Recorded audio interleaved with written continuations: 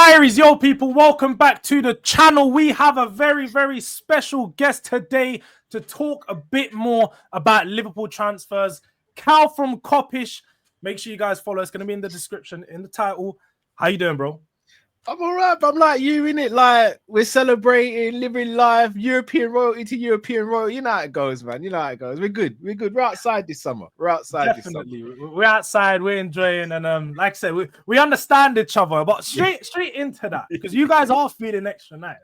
This transfer window has been crazy. Because I've been saying, you man are moving greedy, like really greedy. And I want you to talk to me about it. Let's talk about the players you brought in. Florian Wirtz, Milos Kerkez, Jeremy Frimpong, and we took Marmadashvili as well because he's now coming into the team. What does this do for Liverpool off the back of just winning the Premier League? Talk to me where you're at with that. Jords, I went from collecting welfare checks to winning the lottery, bro. Like, I'm so rich now, I don't even know what to do with the money.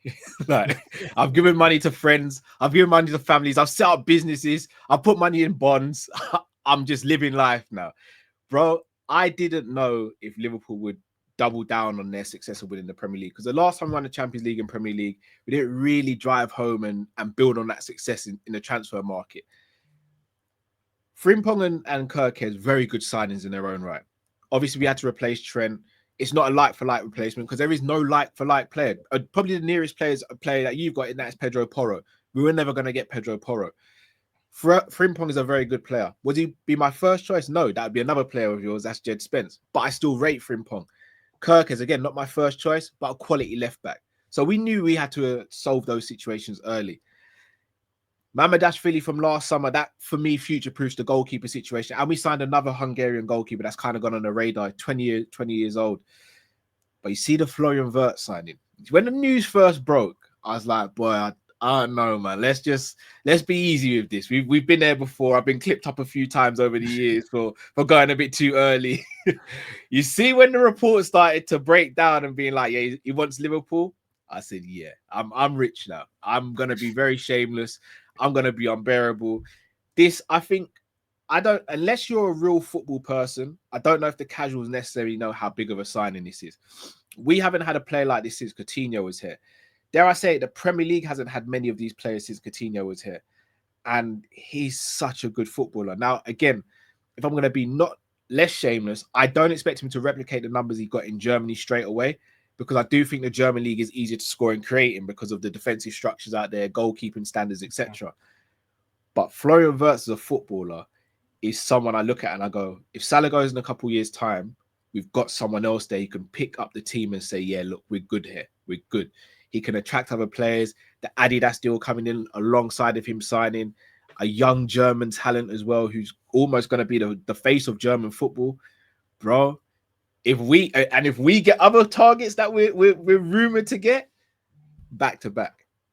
Back to back. Correct me if I'm wrong. Have you guys done a back to back? Never done a back to back. Not in the Premier era. Yeah, of course, because that's the biggest thing is getting that back to back, getting that hoodoo off yourselves. But this track, like you said there about Florian Wirtz, I believe that there's not been many players like him, like the QT. It's been a dying breed. Those number 10s, those mavericks that are able to create but also score goals, and just you see them score worldies. That he's a dying breed, one of a dying breed. But talking about him, because obviously we already know the narrative is going to start. We already know when you sign Nunes, it was Nunes or Haaland. Who's better? The narrative has already started because Manchester City have gone over. They've got Cherki. Chelsea have got Cole Palmer. You got three probably of the best number 10s in Europe for their respective countries. You've got England's up and coming, Germans up and coming, and now France is up and coming. What do you think? What do you think of that setup of where's Florian Wirtz going to rank amongst that? And I mean, what do you think of all three of those players? It's a tough one. I can't look. I'm a Liverpool fan first and foremost, but I'm also a football fan. I'd be sitting here, bro, and lying to you if I sat here and said I didn't rate Cherki. Like from January up until I knew we were going to get Wirtz, I was like, yeah, let's go and grab Cherki. Even when I knew we were getting Wirtz, I was like, let's still try and grab Cherki because he can play off the right as well. Cherki, Cole Palmer, and Wirtz for me represent the new age of football. As you said, the 10 was a dying breed, and there was a moment where teams weren't even looking at 10s, let alone playing with 10s, and now it seems like there's a resurgence again. And I think these 3 players are going to be the leaders of that, along with Musiala as well. I think in terms of ranking, I think in terms of output, I think Cole Palmer might get the most output out of the 3 because he takes penalties as well and free kicks. I think Wirtz will be the one who controls games the best, but I think you'll get the most maverick moments from Cherki.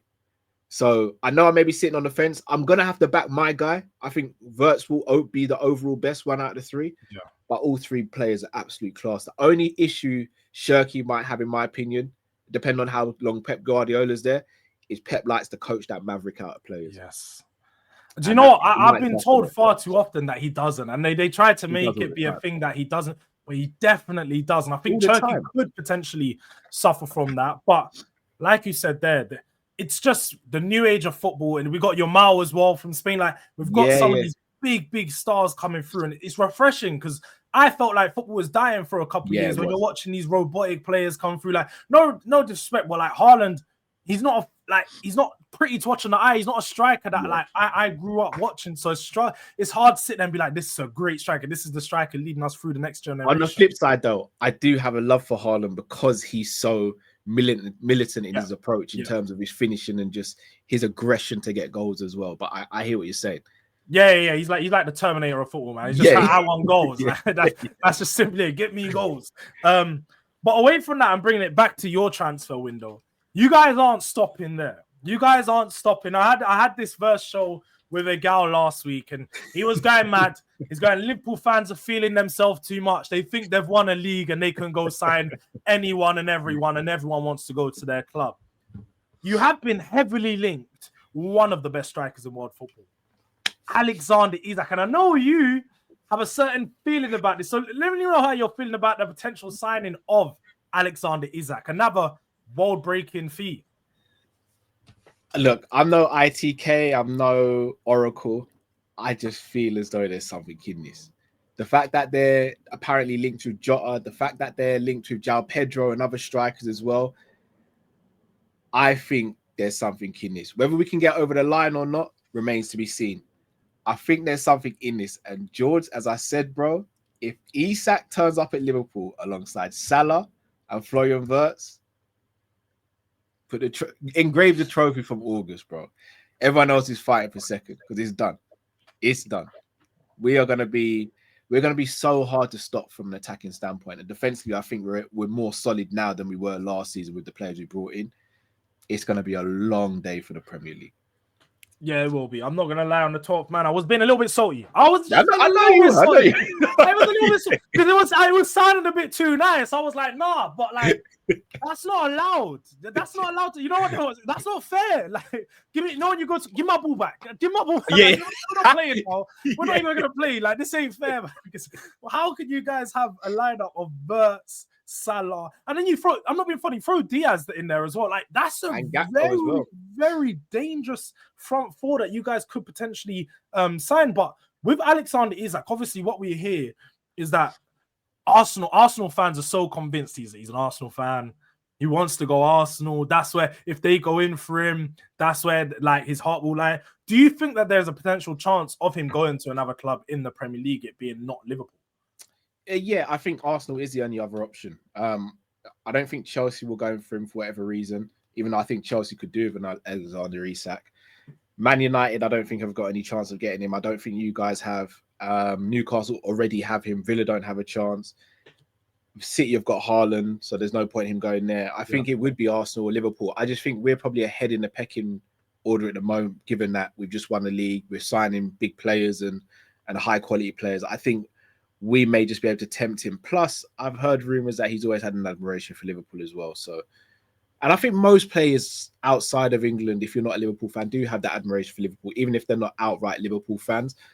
Plus the Arteta thing, can they get over the line? That's another question. Yeah. And yes, if they were to sign Isak, that 100%, in my opinion, makes them one of the favourites. It's just that we've done it already without an Isak. So if we add an Isak and we've got a Wirtz, I don't know, man. He's looking so crazy. The long and short of what you're saying, Cal, is Liverpool more attractive than Arsenal. That's what we are right. Man. Yeah, 100%. 100% right. This time last year, I'd say Arsenal were more attractive, but right now we're the pretty girl at the prom, bro. No doubt. You got all the jewels on as well right now.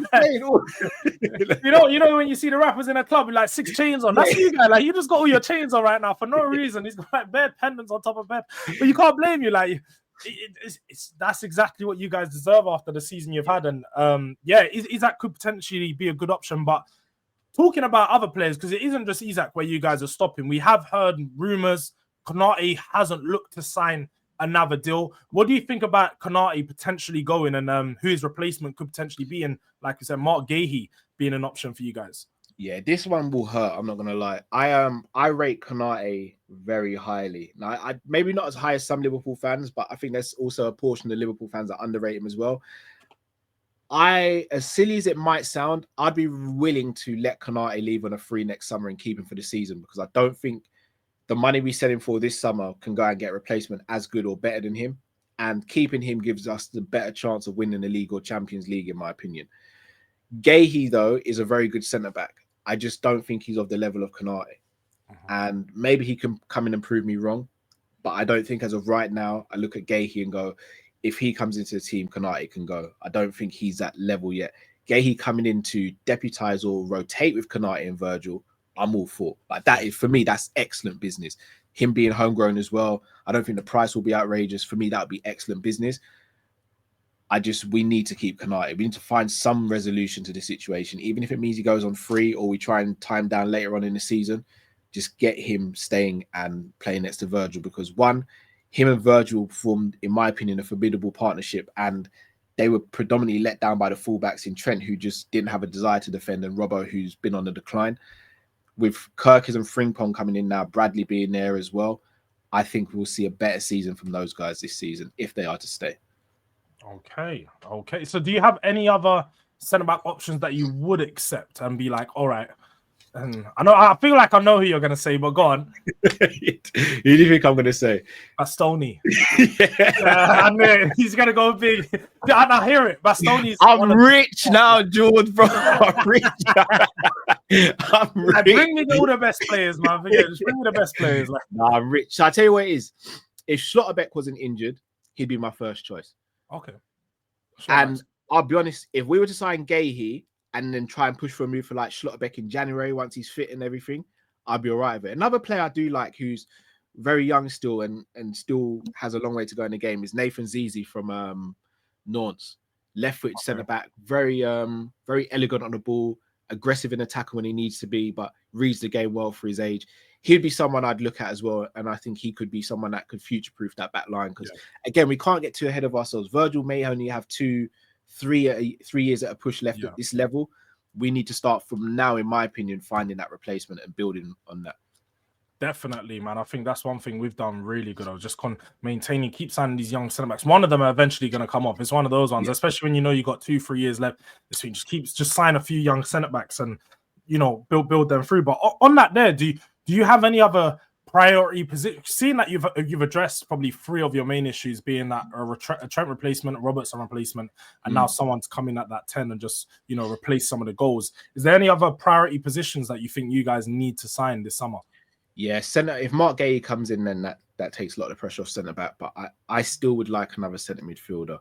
And if the attackers who I believe Chiesa, Nunes, and possibly Jota will go, then I wouldn't mind seeing another attacker as well. But striker, centre midfielder, and one of a centre back or a winger is needed, in my opinion. So, and it is a lot, because that would be 7 players we're signing in the window off the back of winning the league. One, I think we'll be getting rid of more than 7 players, but also we haven't done much business over the last couple of years as well. So we're playing catch up. So if we have a big summer this summer, it means for the next 2-3 summers, we're not having to play catch up anymore. We're just having to replenish the squad and replace the players who are leaving. So I think if we can get those targets in, someone like an Edison, for example, from midfield, or look, if Camavinga becomes available, then you know what I'm saying. Like, you're not going to be saying 42 million, like. No. I know what Robbie was doing that day, bro. people all talking about Camavinga's available for like these crazy amounts. No. Camavinga's available for 42 mil, bro. I'm gonna set up a GoFundMe and I'm gonna try and buy it. That's crazy. No, most definitely. But I look there, people. Carl's had his say. Liverpool are living the best life right now, and as you heard there, it's not stopping. They could potentially make some bigger moves. So, they're doing a back-to-back, going like Drake, trying to get that second title done, relieving that pressure of City, because City aren't playing around as well. They've still got more signs to happen. Probably after the Club World Cup, more things are going to be addressed. But look, thank you, Carl, for coming onto the channel. Have you got anything coming up that the people need to look out for? Yeah, so we're gonna have a couple shows. Again, more transfer talks with other content creators and other rivals. Some stuff about Mark Gahey, and then we've got a couple live shows to end the week as well. So yeah, some good stuff. Well, people, look, you guys know where to find them. Copies, it's in the title of the video and it's in the description. Make sure you get over there. Cal, it's been a pleasure. Good to finally have you on the channel. And yeah, man, look, hey, Liverpool, slow down. Stop being greedy. Stop being greedy. Well, big up, people. Have a good day. Big up.